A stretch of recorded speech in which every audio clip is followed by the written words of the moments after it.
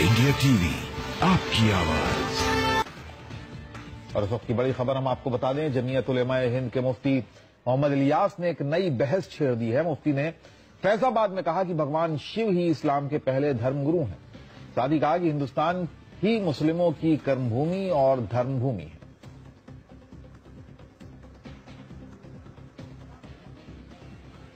हमारे धर्म की शुरुआत लोग समझते हैं कि हमारा धर्म जो है वो मक्के मदीने से आया है। गलत है ये। हमारे धर्म की शुरुआत यहीं हिंदुस्तान से हुई है। शंकर जी लंका में आए थे। वो हमारे धर्म के इस्लाम धर्म के सबसे पहले प्रॉफिट हैं।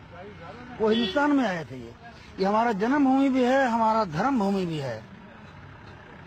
इसलिए हमको उससे प्यार है। सारे जहां से अच्छा हिंदुस्तान हमारा।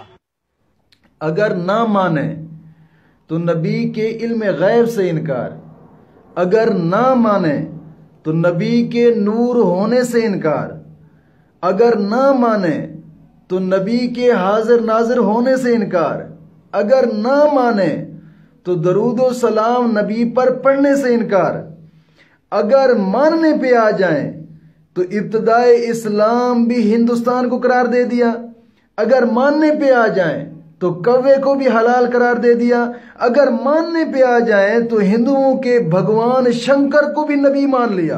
वाह रे वाह, ये है मुनाफकत, ये है मुनाफकत का असल चेहरा।